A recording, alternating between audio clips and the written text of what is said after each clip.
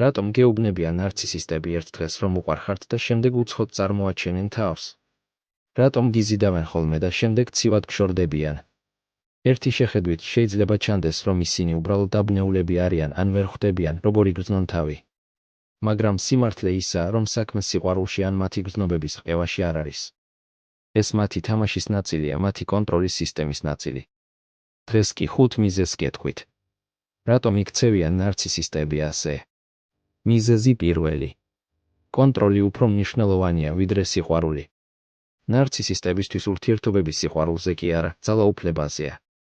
მათი მიზანი არ არის თქვენთან ერთად ბედნიერად ცხოვრება, არამედ თქვენი კონტროლი. ცხელი და ცივი, ეს არის ყველაზე მოსახერხებელი გზა თქვენი წონასწორობიდან გამოსაყვანად. როდესაც დაბნეული ხართ, როდესაც არ გესმით, რა ხდება, დაუცველი ხდებით და დაუცველი ადამიანის კონტროლი უფრო ადვილია. მიზეზი მეორე. დევალვაციის ფაზა. თუ ნარცისისტები ამ სვინგის თამაშს დაიწყებენ, თქვენ უკვე დევალვაციის ფაზაში შეხვედით. დასაწყისში ისინი გაჩვენებდნენ ზღაპარს იდეალურ ურთიერთობას, სრულმას, ყურადღებას, ლამაზ სიტყვებს, მაგრამ ეს მხოლოდ იმისთვის იყო საჭირო, რომ დაგეჯერებინა. ახლა ზღაპარი მთავრდება და სიმართლე იწყება. ამ ფაზაში თქვენ გაზლაითინგის წინაშე დგახართ. იჯერებთ, რომ ყველაფერს იგონებთ ან ზედმეტად მგრძნობიარე ხართ. ჩნდება უცნაური ქცევა, ბრაზი, აფეთქებები, იგნორირება, დუმილით დასჯა. ეს ყველაფერი თქვენი დამორჩილებისკენ პირველი გადადგმული ნაბიჯებია. მესამე მიზეზი. ნიღაბი იწყებს ცვეთას. გახსოვთ ის გრძნობა, რომ ურთიერთობა ნარცისთან ძალიან კარგი იყო იმისთვის, რომ სიმართლე ყოფილიყო? არ ცდებოდით. ეს იყო ილუზია და თქვენი ინტუიცია გიყვიროდათ შეწყვიტეთ. ცხელ და ცივ ფაზაში თქვენ იწყებთ პირველად ნამდვილი ნარცისისტების დანახვას. თავიდან არის პატარა ნაპერწკლები, მძაფრი სიტყვები, დაცინვა, გაუგებარი აფეთქებები, გაღიზიანება, მაგრამ ყოველი წამის შემდეგ ნიღაბი უფრო და უფრო ცვდება.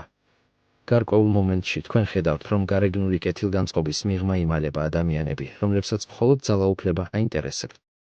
მეოთხე მიზეზი. დამოკიდებულების შექმნა. ეს ემოციური ატრაქციონები ყველაზე დამანგრეველია. დღეს ისინი ყურადღებას გაქცევენ, ხვალ კი გართმევენ.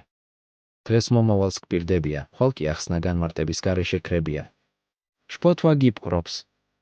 იქნებ რამე არასწორად გავაკეთე. იქნებ მე ვარ დამნაშავე.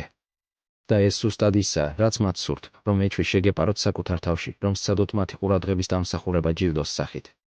რაც უფრო მეტად ცდილობთ, მით უფრო მეტად გრძნობენ თავიანთ ძალას. მეხუთე მიზეზი.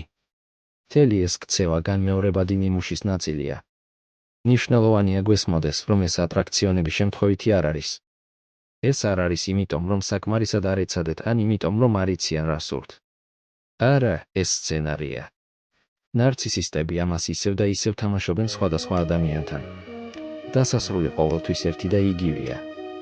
საბოლოოდ ნიღაბი იშლება და თქვენ აღმოჩნდებით სასტიკი ადამიანების წინაშე, რომლებიც ამცირებენ და განკარგავენ თავიანთ მსხვერპლს. ეს მტკივნეულია.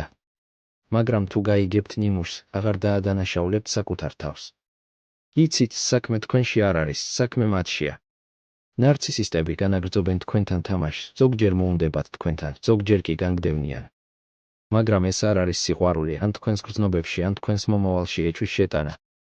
ეს კონტროლის სისტემაა. და თქვენი გაქცევა ამ თამაშიდან იწყება მაშინ, როდესაც შეწყვეტთ ილუზიის რწმენას და დაიწყებთ სიმართლის დანახვას. რაც უფრო მეტი იცით, მით უფრო ნაკლებად შეიძლება მანიპულირება მოახდინონ თქვენზე. ასე რომ, შეისწავლეთ ნარცისიზმის თემა. ჩვენს არხზე მაინ მოსეგ და მოემზადეთ მანიპულატორის ამოსაცნობად. ხოლო შემდეგ მაშინაც კი, თუ ნარცისისტს წააწყდებით, შეგიძლიათ შეინარჩუნოთ თქვენი ემოციური მდგომარეობა. და არ დაგავიწყდეთ, რომ თუ რა იმალება ამ დამანგრეველი ურთიერთობის მიღმა.